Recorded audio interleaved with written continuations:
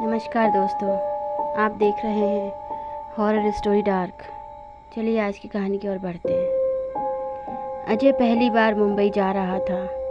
घर वाले ट्रेन तक छोड़ने आए थे। ट्रेन की सीटी के बजने के साथ जब अपने दूर जाने लगे तब आंखों में छिपी करुणा, स्नेह, लगाव आंसुओं के रूप में बाहर आने लगा। अजय ने किसी तरह अपने आंसुओं को पोंछा, हाथ हिलाकर बाय किया और तब तक उन्हें देखता रहा जब तक वे आंखों से ओझल ना हो गए हों। अजय अपने गांव मानिकपुर से मुंबई जा रहा है। उसको एक गवर्नमेंट कॉलेज में ग्रेजुएशन की पढ़ाई पढ़ने का मौका मिला था। अजय पढ़ाई में होशियार तो था ही, साथ ही पढ़ने के अलावा खेलकूद में भी अव्वल था। आंखों में विभिन्न प्रकार के सपनों को समेटे 14 घंटे बाद मुंबई की धरती पर अजय ने कदम रखा। उसे इस बात की कितनी खुशी थी, इसका बयान शब्दों में करना मुश्किल था। अजय को मुंबई अपने सपनों से भी ज़्यादा सुंदर और भव्य लग रहा था। चारों तरफ बड़ी बड़ी इमारतों को देखकर बार बार उन्हें देखने का मन कर रहा था, पर इससे भी ज़्यादा ज़रूरी कोई कार्य था। अजय फौरन अपने कॉलेज पहुंचा, फीस और डॉक्यूमेंट जमा कर एडमिशन ले लिया। अब बारी थी हॉस्टल का कमरा मिलने की, पर हॉस्टल का कमरा डीन की अनुमति के बाद ही मिल सकता है और वे आज आए नहीं थे। अजय ने मनाने की पूरी कोशिश की कि यहाँ उसका कोई रिलेटिव नहीं रहता, वो एक दिन का गुजारा कहाँ और कैसे करेगा। पर कॉलेज विभाग ने अजय की एक बात ना सुनी और जाने को कह दिया। मरता क्या ना करता। अजय कॉलेज के बाहर आकर एक पेड़ के नीचे बैठ गया। बहुत सोचने के बाद इस नतीजे पर पहुंचा कि आज की रात वो रेलवे स्टेशन के वेटिंग कंपार्टमेंट में बिता लेगा और कल उसे हॉस्टल का रूम मिल जाएगा। ऐसा फैसला कर रेलवे स्टेशन जाने को उठा ही था कि उसका फ़ोन बज उठा। फ़ोन पर नाम पढ़कर उसे बड़ी खुशी हुई। कॉल घर से था। कॉल पर पिताजी थे। उनको पूरा किस्सा सुना दिया। माँ ने पिताजी से फ़ोन छुड़ा लिया। माँ ने खाने पीने के बारे में पूछा तो छोटे भाई बहनों ने मुंबई कैसा है ये पूछा। सभी सवालों के जवाब देते देते अजय की आंखें भर आईं और माँ से कह बैठा कि उसे बहुत याद आ रही है, आपकी, आप सभी की। माँ ने तुरंत ही घर आने को कह दिया, पर पिताजी ने डांट के कह दिया कि इतनी दूर गए हो तो कुछ बन के आओ, अपने माँ और बाप का नाम रोशन करो, बस तुम्हारा यही एक काम बचा है। इतने में उसकी बहन बोल पड़ी, भैया एक काम और भी है, मुझको परी जैसी एक भाभी चाहिए। मैंने देखा है टीवी पर मुंबई में बहुत खूबसूरत लड़कियां रहती हैं। इससे पहले बहन कुछ बोल पाती। पिताजी ने डांट कर उसे शांत किया और अजय को याद दिलाया कि वो अपना पूरा ध्यान पढ़ाई पर रखे। इतना कहकर पिताजी ने फ़ोन रख दिया। धीरे से आंसू पोंछकर मोबाइल जेब में रख लिया और रेलवे स्टेशन जाने के लिए ऑटो खोजने लगा कि तभी किसी ने पीछे से आकर उसके कंधे पे हाथ रख दिया। अजय ने पलटकर पीछे देखा। उसी के उम्र का एक अनजान शख्स उसको देख रहा था। बात उसी शख्स ने शुरू की। उसने बताया कि उसका नाम हर्षित है और वो सीनियर है और उसने अजय की सारी बातें सुन ली है और अब वो चाहता है कि अजय आज की रात उसके साथ बिताए उसके रूम पर। पहले तो अजय ने मना किया, पर हर्षित के ज़ोर देने पर खुद को रोक नहीं पाया और ना चाहते हुए भी उसके रूम पर जाने को तैयार हो गया।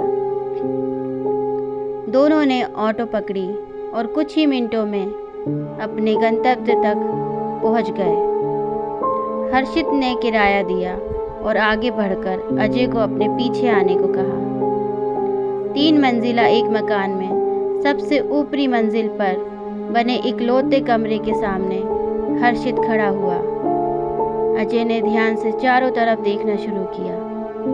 कमरे के सामने खुला हुआ छत, कमरे के बगल से सीढ़ी बनी हुई है जो कमरे के ऊपर बने एक और छत पर ले जाती है। इतनी देर में हर्षित ने दरवाजे पर लगे ताले को खोल लिया और दरवाज़ा खोलकर अजय को अंदर बुलाने लगा। कमरा वैसा ही था जैसा एक नॉर्मल स्टूडेंट का होता है। अजय धीरे से चारपाई पर बैठा, उसकी नज़र पूरे कमरे का मुआयना करने लगी। हर्षित ने अजय को आराम करने के लिए कहा। चारपाई पे लेटते ही उसे नींद आने लगी। रात को 9 बजे हर्षित ने अजय को जगाया। अजय ने जब अपनी आंखें खोली तो देखा हर्षित उसके लिए बाहर से खाना ले आया है। खाना खाते खाते वक्त हर्षित ने राज खोला। हर्षित ने अजय को बताया कि वो चाहता है कि अजय उसके साथ रहे। वह अकेले रहते रहते थक गया है। उसे एक मित्र, एक साथी की तलाश है। अजय ने सोचा कि मना कर दें, पर पता नहीं क्यों चाहते हुए भी मना नहीं कर पाया। हर्षित बहुत खुश हुआ और उसने वादा किया कि यहाँ उसे कोई प्रॉब्लम नहीं होगी, बल्कि यहाँ उसे अपने हॉस्टल से ज़्यादा मज़ा आएगा। वैसे भी अगले 1-2 दिन में दोनों लोग गोवा चलेंगे। अजय ने पहले मना किया, पर हर्षित ने ऐसे वैसे जैसे तैसे करके अजय को गोवा चलने के लिए मना ही लिया। 2 दिन बाद अजय के 2 दिन मुंबई में बड़े आराम से गुजरे। हर्षित दिन भर उसे शहर घुमाता रहा, उसका पूरा ख्याल रख रहा था। सुबह दोनों जल्दी उठे। उन्हें बस से गोवा जाना था। किराया और सफ़र का खर्चा सब हर्षित उठा रहा था। अजय ने कई बार पैसों के बारे में पूछा। हर बार कोई नई कहानी सुना सवाल टाल देता। उसके मुताबिक वो कई दिनों बाद नया दोस्त बना पाया है, इसलिए ये सब कर रहा है। अजय और हर्षित बस में बैठकर गोवा के लिए निकल लिए। 4-6 घंटे का सफ़र हो जाता है आराम से। बस के ख़राब होने की वजह से टाइम ज़्यादा लग गया और करीब 9 घंटे लग गए पहुंचने में। तकरीबन शाम ही हो गई थी। दोनों एक दोस्त हरीश के रूम पर रात भर रुकने का प्लान था और अगली सुबह घूमने का, पर दोस्त उन्हें रात के 9 बजे एक पब में ले गया। पब में कुछ ही समय बीते होंगे कि पब के मालिक पाब्लो ने हरीश को बुला लिया। हरीश थोड़ी देर में दोनों के पास आया और अपने साथ चलने को कहा। तीनों दोस्त कुछ ही देर में पब के ऊपरी मंजिल पे बने एक कमरे के अंदर पहुंचे, जहां करीब 4 कपल डांस कर रहे थे और उनके सामने बैठा पाब्लो हरीश को देखते ही खुश हो जाता है। उसे इशारे से अपने पास बुलाता है। पाब्लो के इशारे पे हरीश अपने दोनों दोस्तों के साथ उसके सामने खड़ा हो जाता है, झुककर सलाम करता है और लड़खड़ाते हुए कहता है, हुजूर, ये रहे मुर्गे, अब मेरे भाई को छोड़ दीजिए।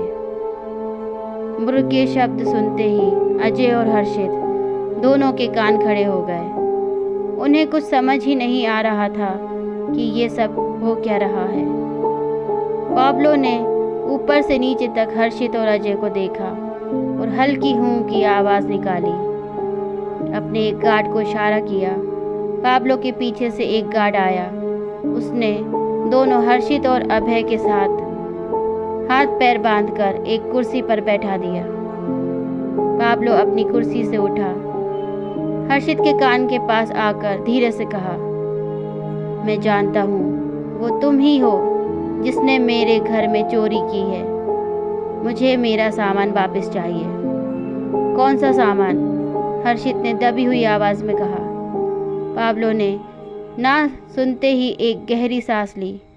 तुरंत ही नाचते हुए कपल की ओर मुखातिब हुआ और खुशी खुशी अंदाज में कहा, डिनर शुरू किया जाए। पाब्लो के ऐसा कहते ही कपल्स ही एक दूसरे पे टूट पड़े। किसी कपल में लड़का तो किसी कपल में लड़की के अचानक से दो बड़े दांत निकले आए। उन्होंने अपने पार्टनर के गर्दन पर काट लिया और गर्दन से बह रहे खून को पीने लगे। वे खून तक ही नहीं रुके, अपने पार्टनर के मरने के बाद उसका मांस भी खाने लगे। हर्षित ने ये सब देखा तो उनके तोते उड़ गए। उन्हें समझ ही नहीं आ रहा था कि उन्होंने क्या देख लिया है।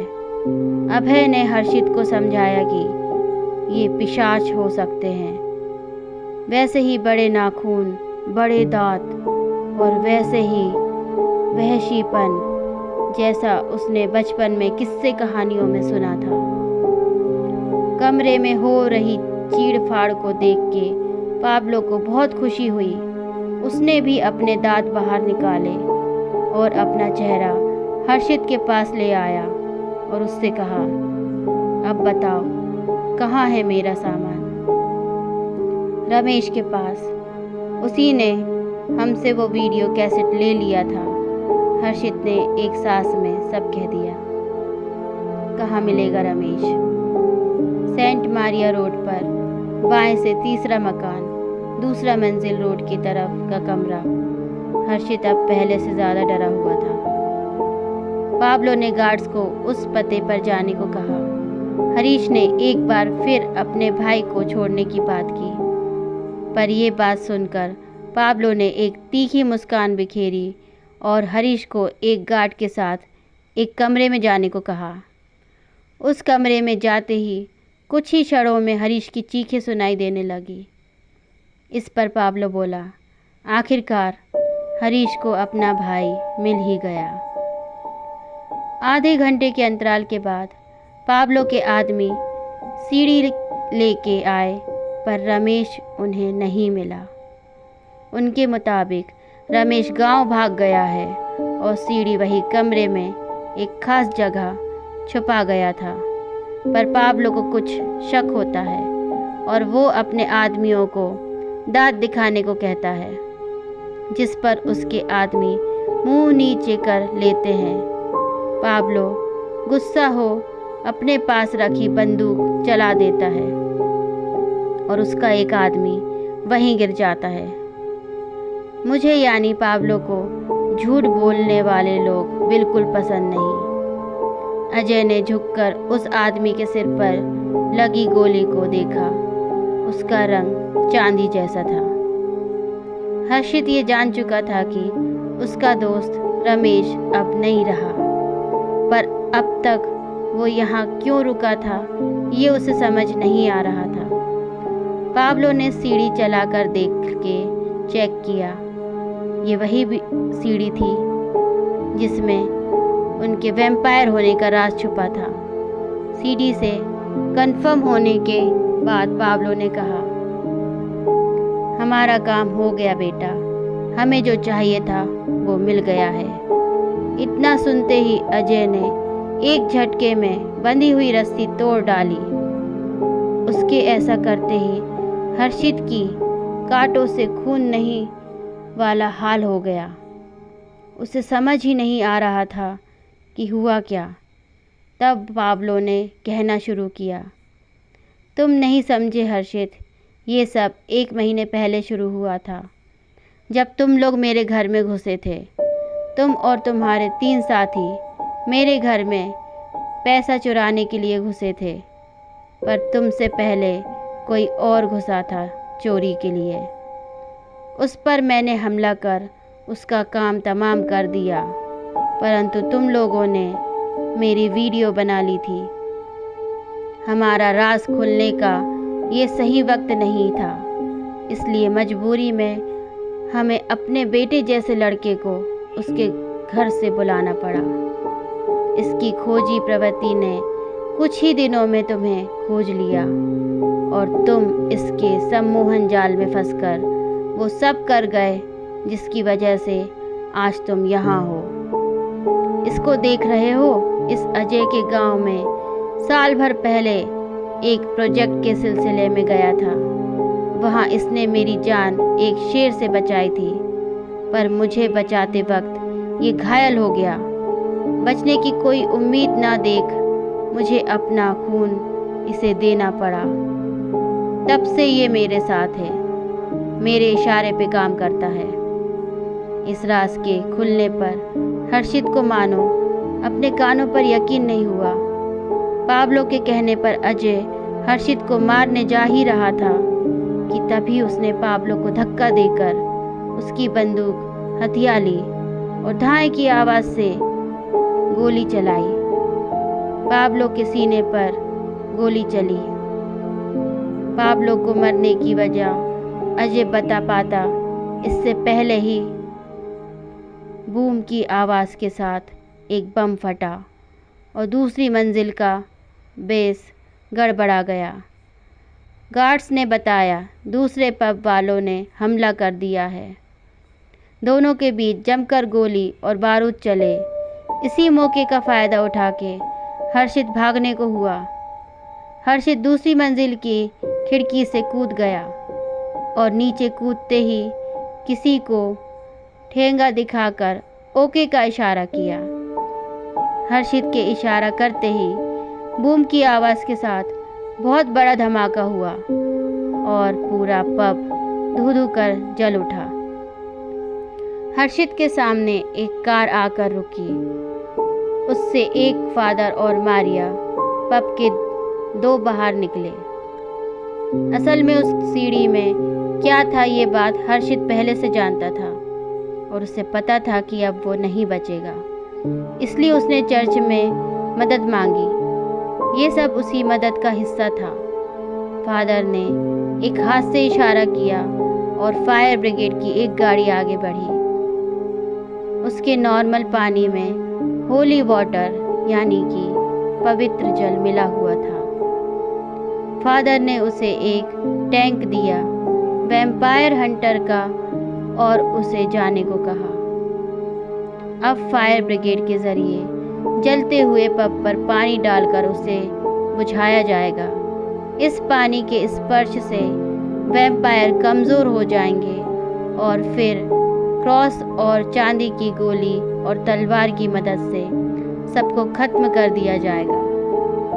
हर्षित अपने रूम पर पहुंचा और आराम से सो गया। सुबह न्यूज़पेपर में पता चला कि पब में मरने वाले बहुत थे, पर उनमें अजय नहीं था। चर्च के फादर को फ़ोन किया तो पता चला उनका फ़ोन स्विच ऑफ है। तभी एक मैसेज आया फ़ोन पर, मैं तुम्हें देख सकता हूँ, तुम्हारी ज़िंदगी अब मेरे हाथ में है, नीचे देखो। हर्षित ने घबराकर नीचे देखा तो उसे अजय एक खूबसूरत कार के साथ दिखाई दिया। इसी के साथ कहानी समाप्त होती है। कहानी अच्छी लगी हो तो लाइक शेयर एंड सब्सक्राइब करें। धन्यवाद।